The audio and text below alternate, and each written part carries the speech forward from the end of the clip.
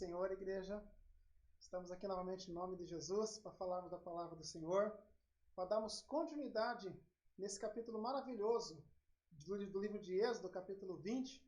Esse capítulo maravilhoso que tem grandes lições para a nossa vida, que fala dos 10 mandamentos, que fala como o Senhor quer ser adorado. Porque se o Senhor não nos ensinar, nós sequer saberemos como adorar o Senhor. Então aqui nesse capítulo maravilhoso, Deus reuniu no primeiro culto do povo de Israel, da maneira com que Deus quis se revelar, para dizer suas leis e dizer os 10 mandamentos, e dizer tudo aquilo que o Senhor quer do povo. Então, e nós falamos na última vez que nós fizemos a ministração da escola bíblica, sobre os 10 mandamentos. Os 10 mandamentos da lei de Deus. Nós aprendemos que a lei de Deus ela é santa, ela é perfeita, ela é muito útil nos dias de hoje. Porém, nós temos na nossa carne, diante de nós, dentro da nossa capacidade, nós temos absoluta dificuldade em praticarmos o que a lei do Senhor, o que a lei do Senhor exige que façamos. Não significa que se cumprimos a lei, nós somos salvos pela lei. Nós somos salvos pela graça de Cristo Jesus e pelo seu sangue que o Senhor derramou naquela cruz por cada um de nós. Exatamente dessa maneira nós somos salvos. Porém, qual é o parâmetro que nós temos para saber se de fato nós estamos seguindo ao Senhor de maneira correta? Nós estamos cumprindo a lei do Senhor? Nós temos meditado na lei do Senhor de dia e de noite, como a palavra fala? A palavra fala que todos aqueles que amam ao Senhor têm prazer na sua lei, porque a lei do Senhor é santa, é justa e é perfeita. Porém, ela foi entregue a nós que somos pecadores. Então, o mandamento é bom, o mandamento é perfeito, o mandamento é justo. O mandamento, ele nos dá parâmetros de uma vida no nosso relacionamento com Deus, no nosso relacionamento com os nossos irmãos, os nossos relacionamentos com os nossos familiares.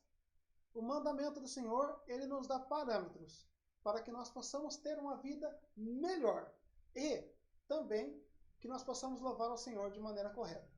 Como nós falamos sobre os 10 mandamentos, que consiste em amar ao Senhor sobre todas as coisas, não termos outros deuses diante de nós, não tomarmos o nome do Senhor em vão, nós não fazer altares de prata, de ouro, não fazermos altares, imagens à semelhança de Deus, guardarmos o dia sagrado do Senhor, o sábado sagrado do Senhor, honrar pai e mãe, não matar, não adulterar, não roubar, não levantar falsa testemunha e não cobiçar nada que o próximo tenha. Diante de tudo isso que a palavra nos ensinou, e nós falamos na última vez da nossa última gravação, nós vimos o quanto a lei ela fica frágil nessa carne pecaminosa que nós temos. E o Senhor, na sua misericórdia, e aqui na continuação do capítulo ele começa a falar isso, ele não só dá a lei, como nos ensina como nós podemos cumprir aquilo que a lei nos fala, para que nós possamos viver piedosamente. Então, nos primeiros 17 versículos da palavra do Senhor, Deus falou os 10 mandamentos. Só que agora, nesse momento, Deus continua a se manifestar diante do povo. Então, nós vimos que aconteceu tudo aquilo que a gente viu da última vez, que Deus apareceu numa nuvem, delimitou o povo, olha, vocês não podem passar daqui, vocês ficarão delimitados aqui, daqui para frente somente Moisés irá passar, e é ele que vai se chegar para ter esse contato com o Senhor. E aí Deus apareceu diante de nuvens e de relâmpagos e de trovões, e todos ficaram com muito medo. Então, Deus deu os 10 mandamentos, e aí Deus continuou a falar com o povo. E olha só como esse capítulo maravilhoso, ele dá continuidade.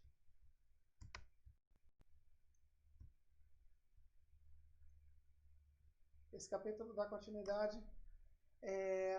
O povo teme ao Senhor ao ver ao Senhor. O povo teme ao ver o Senhor como se manifestou. Vendo-se o povo diante dos trovões e dos relâmpagos, e do som da trombeta e do monte fumegando, todos tremeram assustados. Ficaram à distância e disseram a Moisés: Fala tu mesmo conosco, e ouviremos, mas que Deus não fale conosco, para que não morramos. Então aqui o povo viu que o negócio era sério. Olha, Moisés, a hora que a gente está vendo os relâmpagos e está vendo aquilo lá, falou, nossa, olha, eu não vou me aproximar, pode ficar tranquilo que eu não vou me aproximar. Moisés, fala você com Deus e que o que você disser nós ouviremos, porque eu sei que é a palavra de Deus. Muitas vezes nós achamos que o povo da antiga aliança tem mais privilégios do que nós, porque eles estão ali viam trombetas e relâmpagos, né? E nós muitas vezes não vemos essas coisas, nós dissemos assim, olha, eu queria ser igual a esse povo da antiga aliança, que viam todas essas coisas. Mas esse povo ficou absolutamente tremendo de medo. E às vezes, Deus se manifestou de uma maneira absolutamente gloriosa, para demonstrar ao povo de uma vez por todas que o negócio ali não era brincadeira. Deus te libertou do Egito com grande poder, trouxe vocês até aqui esse Monte Sinai, para dar uma lei acerca daquilo que é a vontade do Senhor, e quando vocês chegarem lá em Israel, vocês terão que viver de acordo com a lei de Deus. Então, Deus foi lá e se manifestou de maneira gloriosa.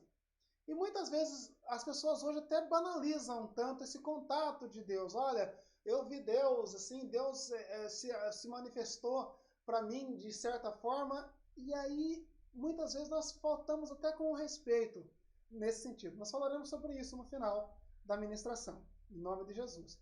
Porém, nesse momento, diante daquela fumaça, daquelas relâmpagos, de tudo aquilo que estava acontecendo, todo mundo teve muito medo. Mas daí Moisés então foi lá e falou dessa maneira.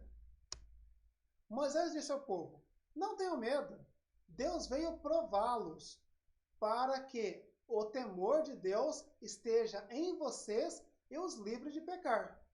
Mas o povo permaneceu à distância, ao passo que Moisés aproximou-se da nuvem escura em que Deus se encontrava. Olha, para que o temor de Deus esteja em vocês e os livre de pecar.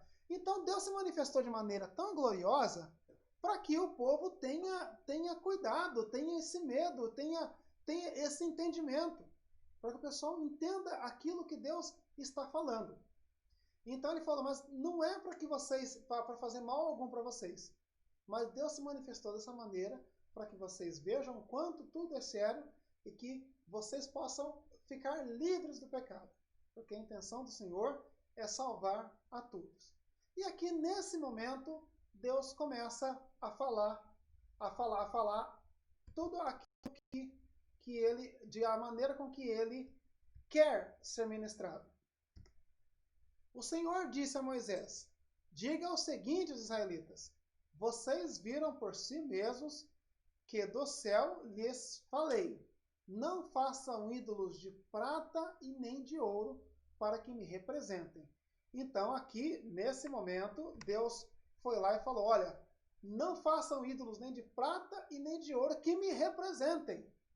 Então, assim, não é que Deus quer, assim, Deus não quer ficar ali limitado à imaginação de um artesão que possa fazer um ídolo, seja de qual material for. Mas o mais interessante, Deus falou, eu não faça objeto nenhum de escultura, nem do que há acima do céu, nem embaixo da terra, de forma nenhuma, nada que há de escultura poderá me representar. Mas agora aqui existe uma ênfase no material. A palavra fala, olha, não façam ídolos nem de prata e nem de ouro para me representarem. Então, quando ele fala, não façam ídolos nem de prata nem de ouro para me representarem, então ele está enfatizando o material, um material absolutamente valioso na época. E esse tipo de material, ele era muito presente no paganismo, em cultos pagãos. Até o livro de Salmos, eles nos fala em relação a isso. Olha o que a palavra nos fala. Por que pergunta às nações, onde está o Deus deles? O ímpio pergunta, onde está o Deus deles? O nosso Deus está nos céus e pode fazer tudo o que lhe agrada. Os ídolos deles são de prata e ouro. São feitos por mãos humanas. Então, aqui justamente aquilo que Deus mandou que não fizesse. Olha, os ídolos deles são de prata e de ouro. Então, vocês não façam isso. Isso daí é obra do paganismo. Vocês não façam ídolos de prata e nem de ouro. Mas, de repente, a gente fala, mas nesse caso, para a gente, tá tudo certo, tá tudo ok. Por quê? No nosso conhecimento protestante, na lei que a gente segue, na fé que a gente processa, a gente já não usa imagens de escultura mesmo. Entendeu? Mas quando se enfatiza a questão do material, de ser um material valioso, nós podemos trazer para a nossa vida também muitas pessoas que valorizam no culto muitos aspectos materiais. De repente, olha, eu quero algo suntuoso, um painel de LED de última geração, para que, olha, para demonstrar, não que a casa de Deus não tenha que ser bem arrumada, não que nós tenhamos que fazer o melhor, mas a presença do Senhor, ela é mais importante do que qualquer outra coisa. Não existe material valioso o suficiente que possa substituir a presença do Senhor. Então eles poderiam deixar, por exemplo, olha, eles vão me honrar com ouro e com prata. Aí talvez os irmãos possam até falar, oh não, mas ele futuramente vai mandar fazer a Arca da Aliança com todos os detalhes que ele mandou fazer. Sim, Deus irá desenvolver, mas lembre-se que Deus está se mostrando ao povo agora. E ele falou, nesse momento eu não quero absolutamente nada que me represente, nem com materiais extremamente valiosos. Então aqui nesse momento ele falou, porque quem faz isso são os pagãos. Lá no Egito eles faziam isso, mas aqui eu não quero dessa maneira. E eu separei um texto aqui no livro de Isaías, que o profeta ele faz uma ironia em relação ao ídolo, e eu gostaria de compartilhar com os irmãos. Aqui está no livro de Isaías, no capítulo 44. Olha só o que o profeta fala. O profeta ironiza acerca de quem faz imagem e escultura. Nesse momento aqui, ele está falando, primeiramente ele começa falando, olha, o homem vai lá e ele planta uma árvore, ele vai lá com o seu trabalho, ele planta uma árvore, ele cultiva ela, a chuva faz crescer e tudo mais, ele se fadiga, ele fica muito cansado e ele desfalece por, se não beber água, ele fica com sede. Depois os irmãos leiam o texto, que é muito interessante. Mas aqui, olha só o que ele fala. Então ele pega essa árvore, corta a madeira, vai lá com o machado, corta a madeira. Então ele pega, separa uma parte da madeira para colocar ali aonde para esquentar o pão dele, para ele se esquentar do frio. Uma parte da madeira ele faz isso. E a outra parte da madeira, o que sobrou daquela madeira, ele vai lá e faz uma imagem e se prostra diante dela. O profeta não faz o menor sentido fazer isso. E olha só. Queima a parte da árvore para assar carne, come e se mantém aquecido. Que fogo bom, diz, já não sinto frio. Então pega o que resta e faz seu Deus. Um ídolo esculpido, curva-se diante dele e o adora. Ora a ele e diz, livra-me, pois tu és meu Deus. Quanta estupidez e ignorância! Seus olhos estão fechados e ele não consegue ver, sua mente está fechada e não consegue compreender. Aquele que faz o ídolo não para e pensa, queimei metade da madeira para me aquecer e assar pão e a carne. Como é possível o restante ser um Deus? Vou me curvar para adorar um pedaço de madeira? Tal pessoa se alimenta de cinzas e engana a si mesmo. Confia em algo que em nada pode ajudar. E, no entanto, não é capaz de perguntar, será que esse ídolo que eu tenho em mãos não é mentira? Olha como o profeta ironiza acerca dessa questão dos ídolos. O profeta ele é até irônico. Ele fala, olha, não é possível, gente, que a pessoa pega e não tenha essa consciência de que esse material ele não vai servir, porque O mesmo material que você esculpe um Deus e você se prostra diante dele, é o material que você queima para se aquecer no fogo. Quanta estupidez e ignorância, diz o profeta. Porém, os elementos do culto, os elementos mais importantes do culto é a presença do Senhor. O nosso pastor ele sempre fala que existem dois elementos que Deus deixou físicos para que nós dessemos continuidade naquilo que a palavra nos diz. O primeiro elemento foi a Santa Ceia, o pão e o vinho, para que nós possamos nos confraternizar com os irmãos, tomando o pão, o vinho e comendo o pão, representando o sangue de Cristo, para que toda vez que nós fizéssemos isso, nós lembrássemos de tudo aquilo que o Senhor fez por nós. Então, nós temos que dar continuidade. E a água do batismo, que ela representa essa nova aliança do Senhor.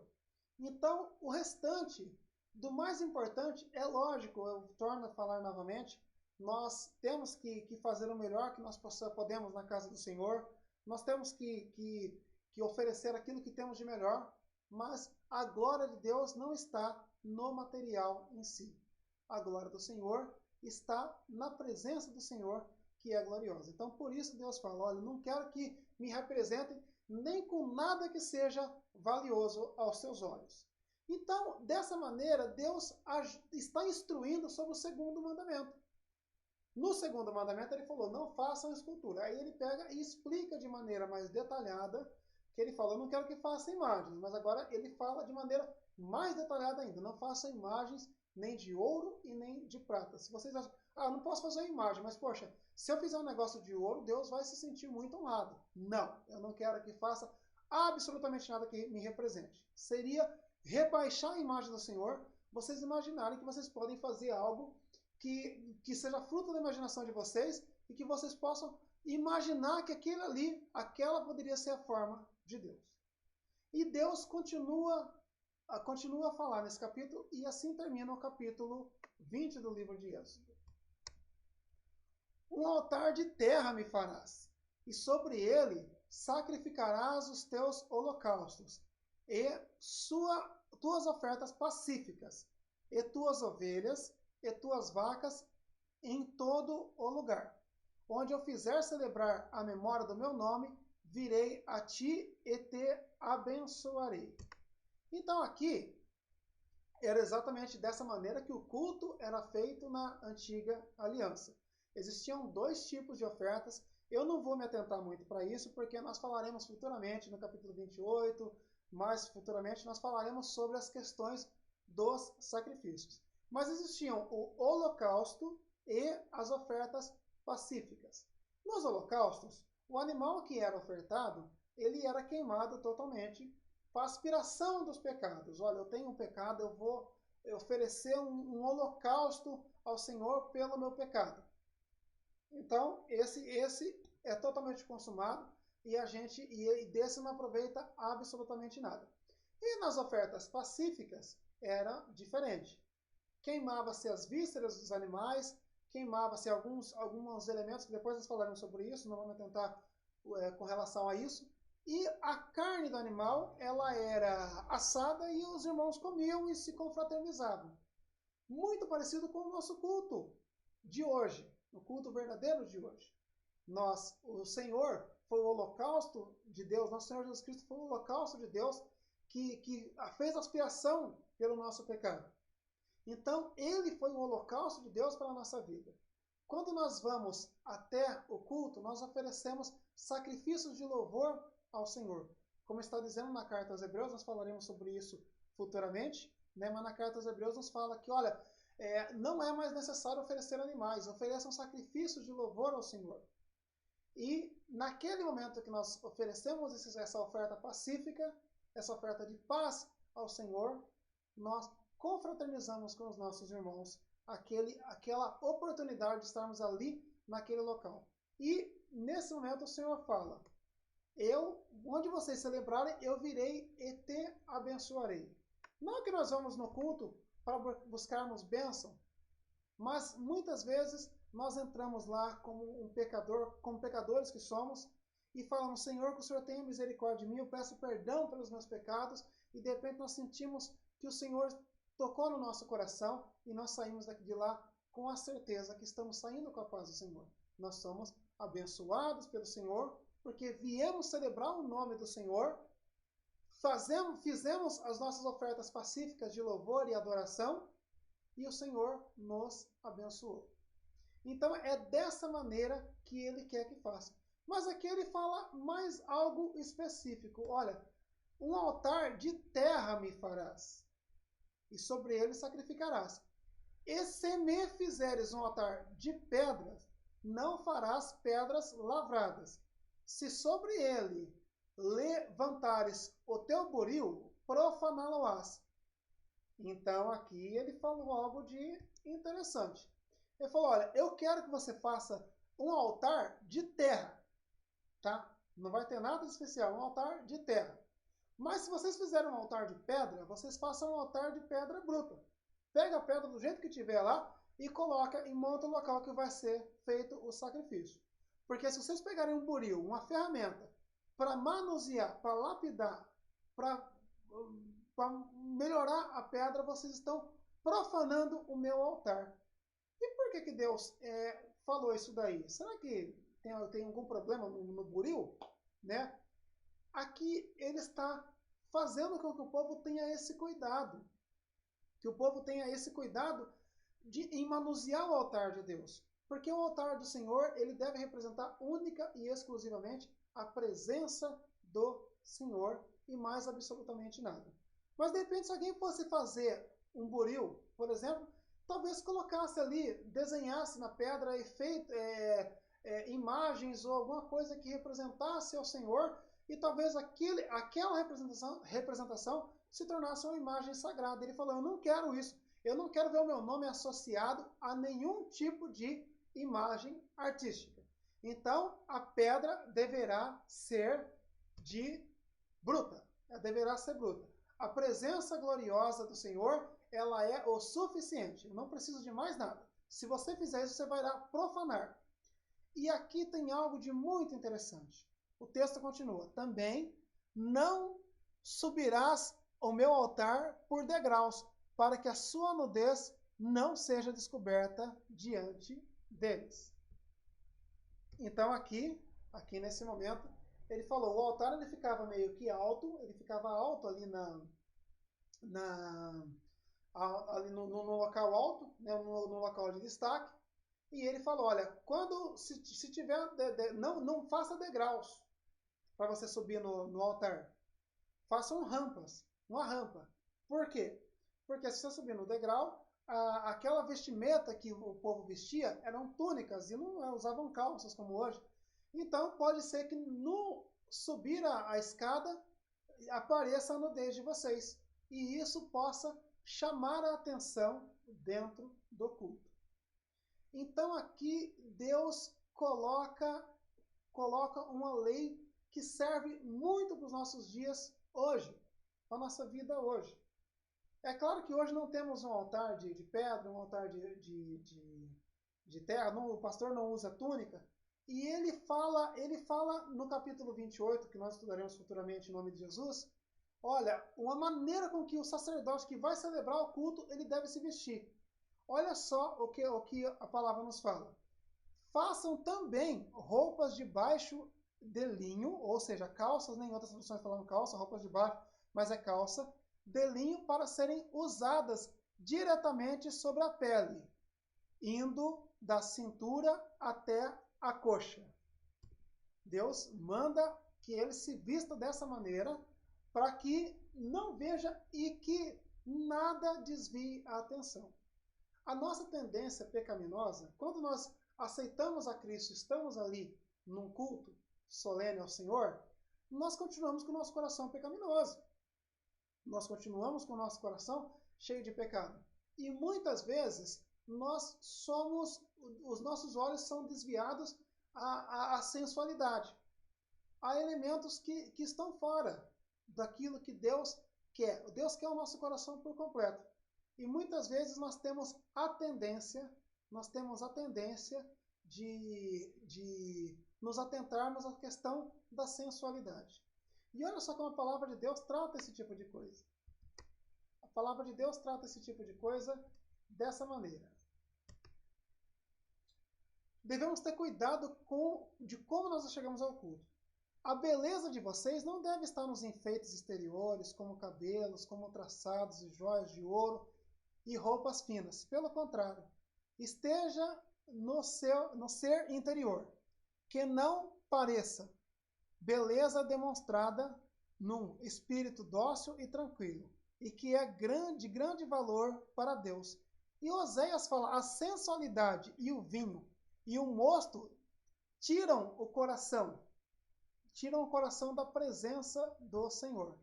Então aqui, quando Pedro fala isso daí, olha, a beleza não deve estar ali na maneira com que você se veste.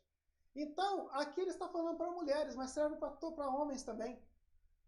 Que quando nós nos apresentemos ao Senhor, nós tenhamos esse cuidado, sobretudo as mulheres.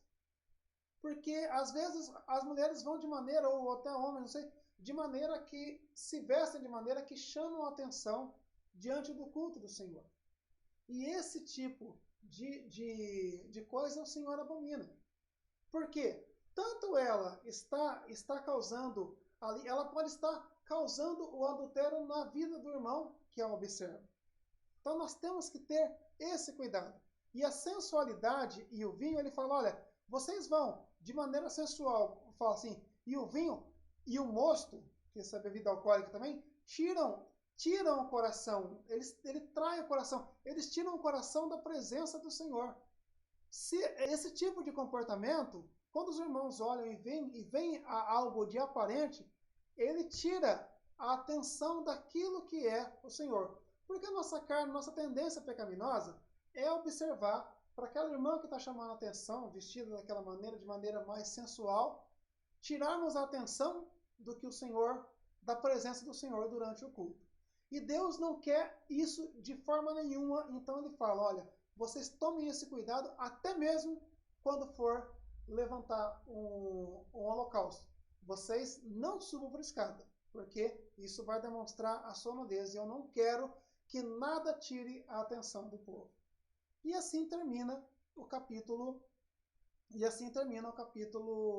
20 do livro de Êxodo. Nós parcelamos em 2 vezes sem juros. Mas será que esse restante ele tem lições para a nossa vida? Eu separei aqui 4 lições sobre a aparição de Deus ao povo. Então, diante daquilo que Deus falou, eu separei 4 lições que podem ser de grande utilidade para a nossa vida. E eu espero que seja bênção na vida dos irmãos, em nome de Jesus. A primeira lição.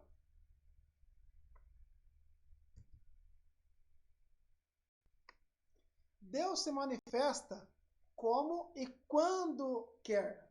Então aqui, de repente, a gente, não sei se os irmãos já ouviram falar, de repente os irmãos falaram, olha, eu tive um encontro com Deus de maneira gloriosa, e geralmente nesse tipo de encontro, ele leva uma demanda, aquela demanda que está no coração dele, e ele leva diante de Deus para que Deus dê resposta acerca daquilo que ele quer que Deus diga. E na palavra de Deus, a gente sabe que não é assim. Deus não aparece daquela maneira gloriosa, assim, simplesmente para solucionar aquele problema do irmão quando e como o irmão quiser. Olha, nós vamos fazer uma campanha aí de 7 dias, no 7º dia Deus vai trazer um milagre. Nós vamos fazer uma campanha daquela maneira, porque naquele dia Deus vai fazer isso, naquele dia Deus vai revelar. Aquele irmão, ele faz uma revelação de maneira específica, então eu vou lá, porque ele vai falar sobre algo na minha vida, uma demanda que eu tenho na minha vida. Será que é dessa maneira que Deus se manifesta? Olha só o que a palavra nos fala. Quando o povo ouviu os trovões, o som forte de trombeta, e quando viu o clarão dos raios e a fumaça que subia no monte, ficou à distância, tremendo de medo. Disseram a Moisés, fale você conosco, e ouviremos. Mas não deixe que Deus nos fale diretamente, pois morreríamos. Então aqui nesse momento eu separei alguns trechos, tanto no Velho quanto no Antigo, quanto no Novo Testamento, a maneira com que Deus aparece na vida das pessoas. E Deus, ele se manifesta quando e como ele quer. Então, porque na relação homem pecador, que somos nós, e o nosso Deus, que é santo, ele delimita o assunto. De repente nós falamos, eu tô com uma indecisão aqui, o que eu vou fazer? Eu vou orar e vou ouvir o Senhor nesse sentido. Não, mas eu tô com então eu vou orar e Deus vai falar comigo. Ou senão aquele irmão lá tem um dom de revelação, eu vou lá, ele falou o que Deus quer que eu faça. Como se nós definíssemos de que maneira e como que o Senhor pode falar conosco.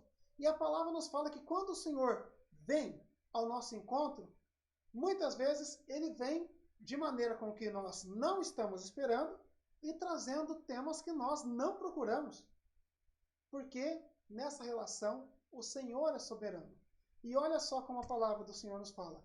Olha, Deus apareceu a Isaías, e quando Deus apareceu a Isaías, Isaías falou, estou perdido, meus olhos viram ao Senhor. Senhor, eu sou um homem impuro que habita num povo de lábios impuros.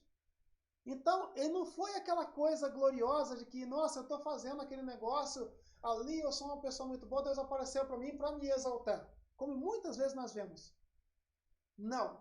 Quando Deus apareceu ao profeta, a primeira coisa que se faz, quando você se encontra diante de Deus, nós olhamos para nós mesmos, fazemos uma avaliação dentro de nós e vemos o quanto nós estamos errados diante da glória do Senhor. Diante daquele que tem toda a autoridade. E olha como foi com o próprio Moisés. Moisés, quando Deus apareceu na sarça ardente, ele falou, olha, quando Moisés viu que era Deus, cobriu o seu rosto e teve medo. Olha Pedro naquela pesca maravilhosa que apareceu diante de Jesus, que Jesus apareceu para ele e falou, olha, joga a rede na direita do barco. E ele, quando viu isso, ele se prostrou e disse, afasta-se de mim, pois eu sou pecador. Então, não foi algo que foi para glorificar Pedro, não. Foi algo que demonstrou o quanto ele era pecador. O apóstolo Paulo, quando Jesus apareceu para ele caiu cego ao Senhor e perguntou. E o Senhor perguntou, Saulo, Saulo, por que me persegues? João, lá no livro de Apocalipse, quando Deus apareceu para ele, quando viu o Senhor, eu caí como morto. Ele, porém, colocou a mão sobre mim. Nós vimos aqui na Escritura de que maneira que Deus, quando Deus se manifesta diante do povo, não se manifesta para trazer a solução daquele problema que a pessoa tem, e sim para trazer algo que é da vontade do Senhor, de acordo com os desígnios dele. Mas como que nós, pecadores, podemos ouvir a voz do Senhor? De acordo com a palavra de Deus. Quantos testemunhos nós escutamos de pessoas que vão atrás de revelações, e irmãos do poder, irmãos da revelação, para falar sobre determinadas coisas, e de repente ignoram totalmente a palavra de Deus. Eu conheço uma pessoa, que uma vez ela foi numa determinada igreja, e nessa igreja tinha um irmão que fazia revelação. E o povo fazia fila na igreja para ouvir a revelação desse irmão. E de repente essa pessoa estava com um problema sério no casamento dela, e a gente via no convívio do dia a dia, aonde os erros que ela cometia, a gente falava, olha, mas você não pode ter esse tipo de atitude, você não pode ter esse tipo de atitude. Não, eu tô certo. Então, de repente, ela falou, vamos naquela igreja comigo lá, porque eu quero ouvir Deus falar comigo através do irmão. E de repente nós assistimos o culto, esperamos o culto terminar, mas o culto falou exatamente, a palavra de Deus falou, olha, apanhar as raposas e as raposinhas, porque eles vão estragar a colheita. Então, o pastor explicou, naquele momento, que existem pequenas coisas que vão consumindo, dia após dia, ofensas e coisas que magoam, mas o culto foi falado inteiramente e exclusivamente para essa pessoa. Deus se revelou na palavra. Eu falei, você precisa ouvir você viu a palavra? Não, eu quero que Deus vai lá e me dê razão. Eu quero que eu ouvi a palavra de Deus e que Deus me dê razão. Quando ela foi falar com essa pessoa dessa revelação, essa pessoa foi lá e falou coisa que não tinha nada a ver com nada. Ela saiu frustrada e o casamento dela terminou. Porque ela ignorou absolutamente a palavra de Deus. Por quê? Deus só pode se manifestar se Deus aparecer para mim num sonho, ou se Deus aparecer para mim através de alguém e falar aquilo que eu quero ouvir. Se Deus não falar aquilo que eu quero ouvir, se a palavra me confrontar, então para mim não serve. Então, de que maneira que a gente vê essa revelação? Às vezes a gente está vendo aqui que essa palavra foi escrita justamente para que nós, que somos o povo mais privilegiado do que esse povo do Velho e do Novo Testamento, do Antigo e do Novo Testamento, porque nós conhecemos a palavra que foi escrita para que nós fizéssemos de acordo com aquilo que o Senhor quer. A Bíblia não é um livro de receita, ela é um livro de princípios. Então a gente analisa o princípio dentro da Bíblia e a gente aplica na nossa vida. Eu vi um caso de uma irmã também que pegou e falou assim: olha, a família está toda brigada, tem um irmão brigado com o outro, eu estou orando ao Senhor para Deus manifestar em sonhos para que eles possam se reconciliar. Que Deus possa revelar que eles têm que se reconciliar. Na cabeça dela, e essa palavra não foi revelada. Deus não revelou nada sobre reconciliação com familiares. Então aquela palavra que Jesus fala, olha, se vocês não se reconciliarem, vocês não podem prestar culto, isso daí não quer dizer absolutamente nada. Então nós não podemos esperar nada de Deus que apareça em sonho mudando aquilo que já foi escrito. Deus pode se manifestar? Pode se manifestar. Mas se não for de acordo com a palavra que Ele mesmo nos deixou, não está certo. E quando Deus se manifesta, não é essa coisa que exalta o pecador, não. A palavra do Senhor, ela nos constrange e ela muitas vezes nos confronta. Porque a nossa tendência pecaminosa é fazer tudo o que é de errado. Então Deus se manifesta como e quando Ele quer. Segundo aspecto da palavra de Deus, nesse capítulo. Deus sempre usa um mediador entre ele e os homens. E olha só, enquanto o povo continuava à distância, Moisés se aproximou da nuvem escura onde Deus estava. O Senhor disse: diga ao povo de Israel, vocês viram com os próprios olhos que eu lhes falei do céu. Então aqui, enquanto o povo estava longe, Deus foi lá e Moisés se aproximou. Então, Deus falava a Moisés e Moisés falava ao povo. Como foi no começo. Aí Moisés falou, mas eu tenho problema de falar. Então não tem problema, eu vou continuar falando para você. Se você fala para o seu irmão Arão, que fala melhor do que você, e ele vai falar com o povo. Mas aquilo que chegar no ouvido do povo é exatamente o que eu falei. Então, Deus usou um mediador, sempre usou um mediador. A maneira com que Deus se relaciona com todos nós é através de um mediador.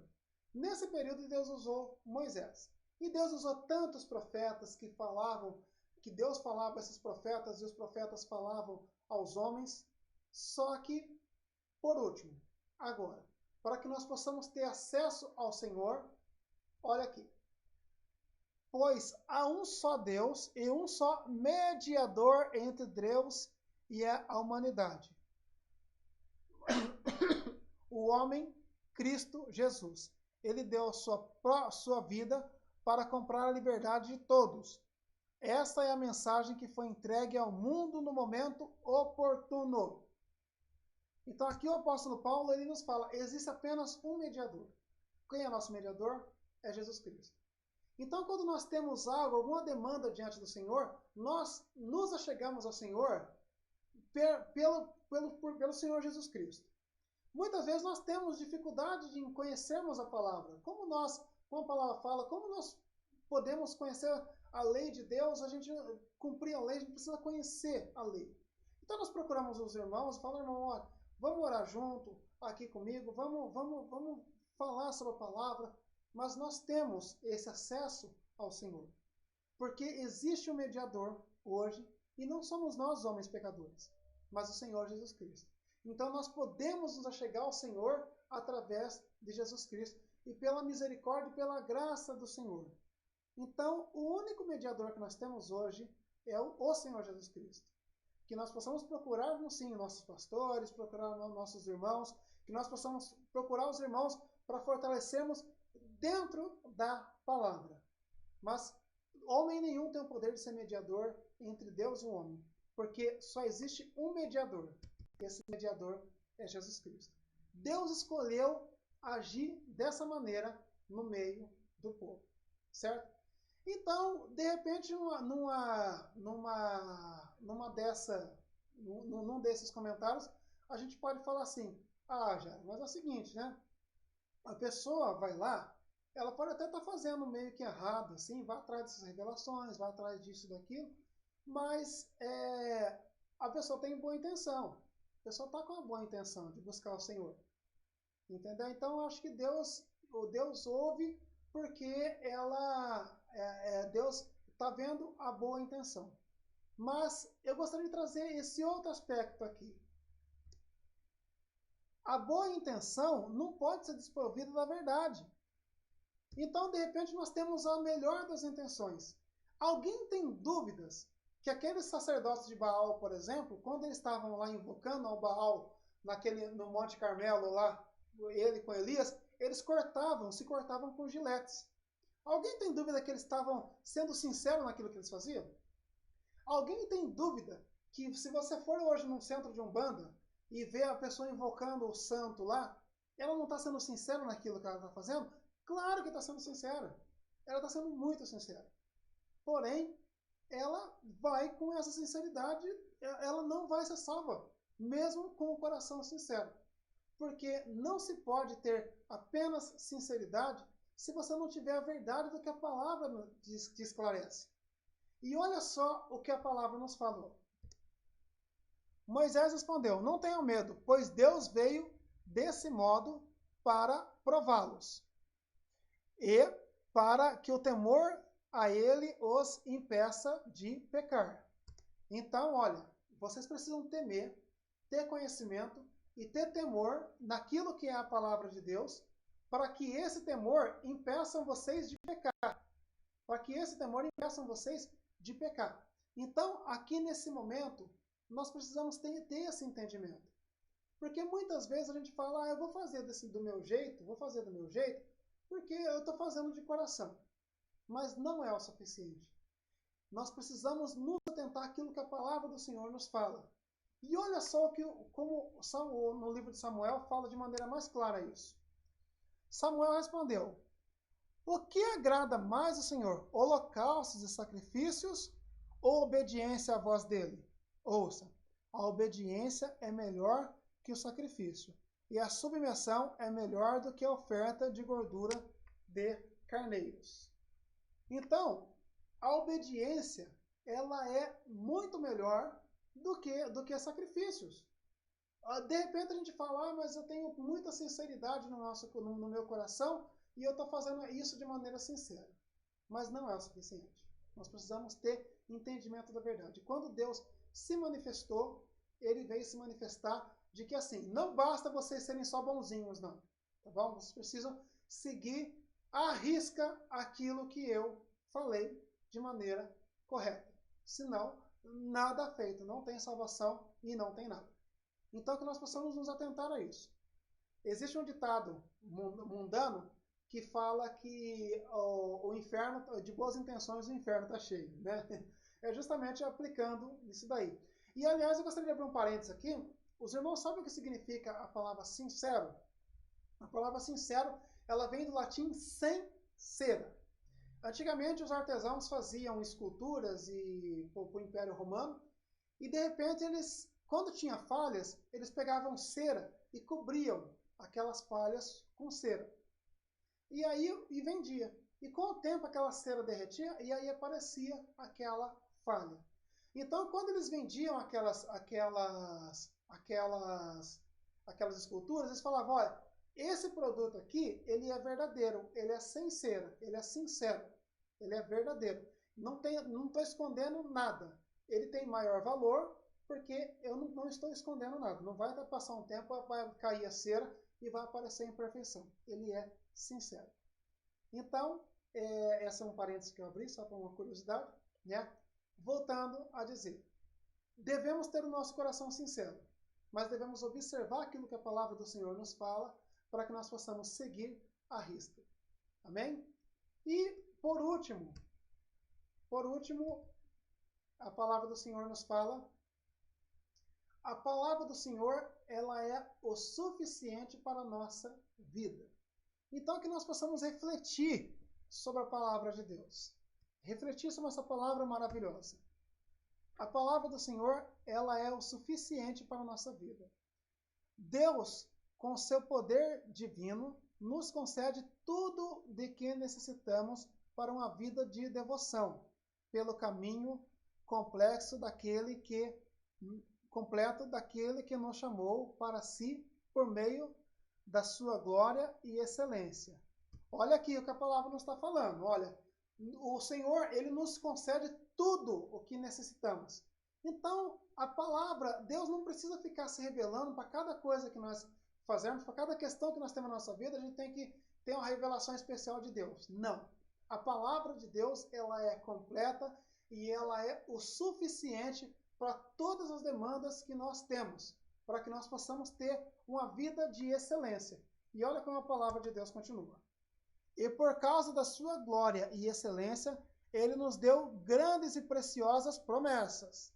São elas que permitem a vocês participar da natureza divina e escapar da corrupção do mundo causada pelos desejos humanos. Diante de tudo isso, esforcemo-nos ao máximo para corresponder a essas promessas. Acrescentem a fé, a excelência moral, o conhecimento. Amém?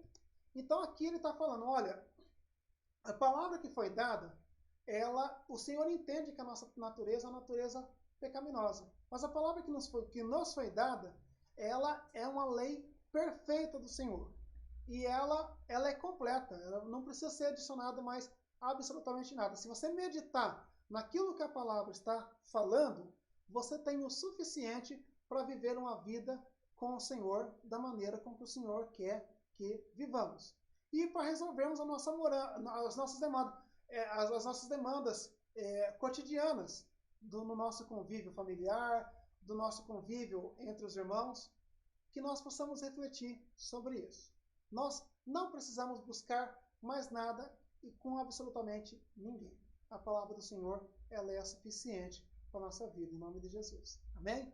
Então, essa foi a palavra que foi separada para hoje. Eu espero que tenha sido bênção na vida dos irmãos, em nome de Jesus. Eu estou estreando aqui a gravação aqui na minha casa. Nós vamos melhorando de acordo com o que o Senhor for nos permitindo. E eu quero agradecer, em nome de Jesus, a todos os irmãos que têm acompanhado. Vocês não têm ideia quanto vocês são importantes para mim, para que a gente possa continuar com esse trabalho. Espero que esteja sendo bênção na vida dos irmãos, em nome de Jesus. E eu quero agradecer imensamente a vida dos irmãos. À noite teremos um culto abençoado na presença do Senhor. E que os irmãos possam ter um domingo abençoado, em nome de Jesus. Deus abençoe. Amém.